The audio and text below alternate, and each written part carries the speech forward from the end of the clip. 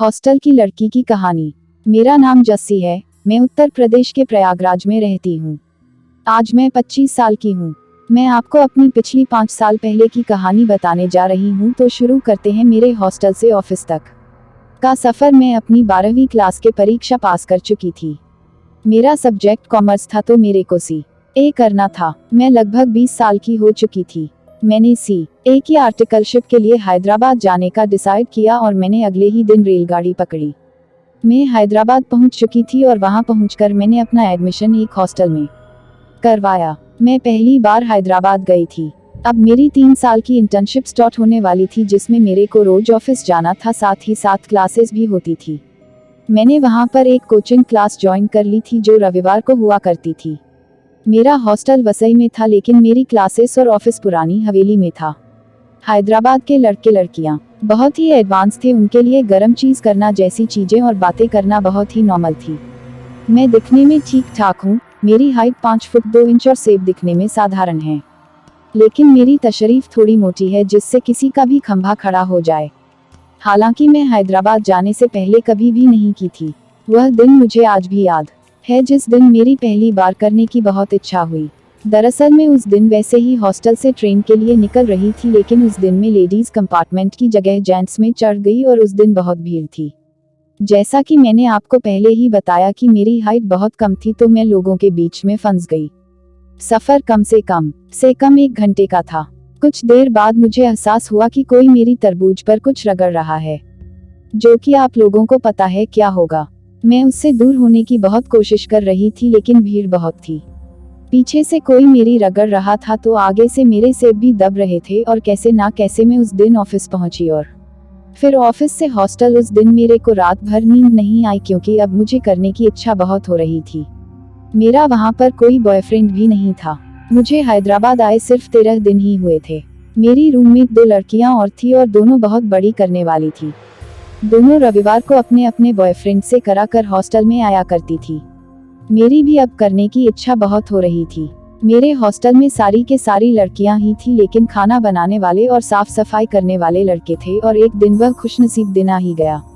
एक दिन मैं ऑफिस नहीं गई थी और रूम पर अकेली ही थी और वहां पर दोपहर को साफ सफाई के लिए एक लड़का अचानक से आ गया। मैंने आपको बताया था कि मैं उस वक्त 20 साल की थी और वह लड़का 21 से 22 का था। मैं एकदम से चौंक गई, पर मैं जब तक कुछ समझ पाती कि उसने झट से मुझे पकड़कर अपनी बाहों में भर लिया और रूम का दरवाजा अंदर से बंद कर लिया। उसके दरवाजा बंद करते ही मैं समझ गई थी कि आज जस्सी की आराधना पूरी होने वाली है।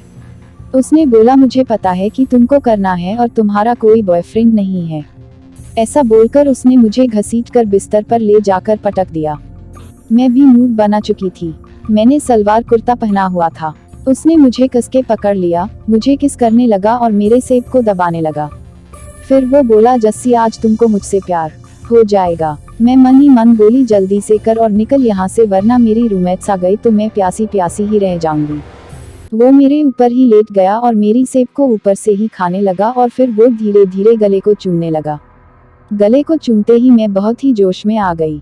मैंने उसे कस के अपनी बाहों में जकड़ लिया। वो समझ गया कि मैं गर्म हो रही हूँ। उसने मुझे मेरी कमीज निकालने को बोला और मैं करने को इतनी बेताब थी कि उसके एक बार बोलने से ही अपनी कमीज उतार दी। अब मैं उसके सामने गुलाबी पट्टी में थी। मेरी सेब की चमक से उसकी आंखें चौंधिया गई। मेरे दोनों सेब पट्टे के जाल में फंसे हुए थे। अब उसने मुझे पट्टे खोलने को बोला। मैंने उसे कुछ नहीं बोला, पर मैं सोचने लगी कि टोकरी को करने आया है या मामा की बारात में आया है। सब कुछ मेरे को ही करने को बोल रहा है। फिर उसने सेब के ऊपर अपने होंठ रखे और चूसने लगा। वो बोला, जस्सी आज मैं तुझको अपनी बना कर रहूंगा। मुझे नहीं पता कि उसको मेरा नाम कैसे पता चला। हो सकता है कि काफी दिनों से नजर रख रहा हो मुझ पर। मुझे पता भी नहीं चला कि कब उसने मेरी एक हाथ से पट्टे उतार दिए और दूसरे हाथ से नाड़ा खींच के खोल दिया। अब मैं उसके सामने ऐसे ही थी। उसने मेरी गुफा के पाक के ऊपर से ही अपना हाथ रखा और मसलने लगा। मैं खुद उसके हाथ को पकड़कर और जल्दी जल्दी गुफा को मसलने लगी। कुछ देर बाद वो मुझे आज़ाद करते हुए मेरे ऊपर से उठकर खड़ा हो गया। तब अपनी पैंट को निकालते हुए उसने कैडबरी के दर्शन करवाए। मैंने अभी तक किसी का कैडबरी नहीं देखा था। उसने मेरा हाथ पकड़कर अपने कैडबरी पर रख दिया। पहले तो वो मुझे कुछ नरम गर्म सा लगा, लेकिन उसके बाद वो बहुत ही टाइट हो गया, बिल्कुल कैडबरी कोन की तरह। उसने कहा, अब इस कैडबरी को चाटो। मैंने भी कैडबरी को चाटने से मना कर दिया। मैंने बताया मुझे उल्टी हो जाएगी। उसने कुछ नहीं कहा। फिर वो मेरे चिकने गालों पर ही कैडबरी रगड़ने लगा। फिर उसने कपड़े का टुकड़ा भी निकालकर मुझे पूरा फ्री कर दिया। मैं तड़पती हुई बिस्तर के चादर को हाथों में लपेट कर दबा रही थी। उसने टांगों को फैलाकर गुफा के दर्शन किए। वह गुफा को देखते ही उसकी जीभ लपलपाने लगी। वो गुफा के ऊपर झुका और उसने मलाई पर अपने होंठ लगा दिए। फिर वो अपनी जीभ से मलाई को चाट कर साफ करने लगा। अंदर तक जीभ डालकर उसने सारी मलाई की साफ सफाई कर डाली। फिर अपना मुंह हटाकर वो मेरे ऊपर आया और मेरी मुंह में अपना कैडबरी रगड़ने लगा। मैं अब बहुत बेकरार हो गई थी। उसने कैडबरी डालने के लिए गिलास पर रख दिया। ऐसा करने से तड़प उठी। उसने गुफा में कैडबरी को धकेल दिया। मेरी गुफा में वह कैडबरी जाकर फंस गई। ऐसा होने से बहुत दर्द हो रहा था। उसके बड़ा और मोटी कैडबरी ने मेरी मासूम गुफा को तहस नहस कर डाला। बिना दर्द समझे वो धकेलता धकेलता मेरी गुफा में कैडबरी जड़ तक घुसाकर जोर जोर से गुफा को हिलाने लगा और साथ साथ जस्सी बेबी चिल्लाने लगा। फिर उसने मुझे उठा लिया। उसके बाद मेरी एक टांग उठाकर धा धड़ कर रहा था।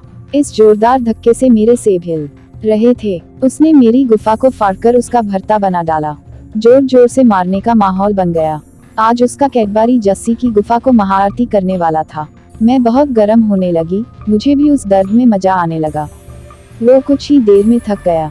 वो बिस्तर पर लेट गया। मैं भले ही अभी तक थकी न थी, लेकिन फिर भी काफी स्टाइल मैंने देख रखे थे और सीखे थे। मैं भी उसके कैडबरी को खड़ा करके अपनी गुफा उस पर रख के बैठने लगी। धीरे धीरे मेरी गुफा ने उसका पूरा कैडबरी जड़ तक ले लिया। मैं भी उछल उछल कर कैडबरी के मजे लेने लगी। वो गुफा में अपना कैडबरी उठाकर मारने लगा। मेरी गुफा में अब दुगनी स्पीड से कैडबरी अंदर बाहर हो रहा था। मैं बहुत ही जोर जोर से उछलने लगी। मैं झड़ने की स्थिति में पहुंचती। उससे पहले मेरी गुफा से उसने कैडबरी निकाल लिया। मैं भी झड़ने से बच गई, पर उसमें अचानक से फिर से जान आ गई और बोला, चल जस्सी, अब घोड़ी बन जा। इसी दौरान उसकी नजर कटोरी पर पड़ गई। बस फिर क्या था, अब मैं समझ चुकी थी कि अब कटोरी का भी कुछ होने वाला है। उसने कैडबरी कटोरी में डाल दिया। मेरी बेचारी सी कटोरी बहुत टाइट थी, तो उसने जोर जोर से झटके पर झटका लगाना शुरू किया। अति वेदना के कारण मैं बहुत ही तेज तेज चीखने लगी। थोड़ी देर में उसका कैडबरी आराम से अंदर जाने लगा और मुझे भी मजा आने लगा। कुछ देर बाद ही वो कटोरी से फिर गुफा पर आ गया और बोला, जस्सी, आज से तू मेरी बन जा। मैंने उसको कुछ नहीं बोला, क्योंकि मुझे एक ही कैडबरी बार बार नहीं कहानी थी। कुछ देर बाद वो भी झड़ने वाला था। उसके रफ्तार का कुछ पता ही नहीं चल रहा था। मेरी गुफा से भी पानी निकल गया। उसने पानी गुफा में लगे लगे ही कुछ देर तक किया।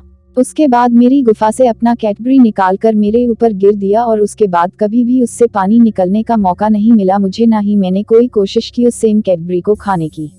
मुझे उम्मीद है कि आप लोगों इस स्टोरी में मजा भी आया होगा।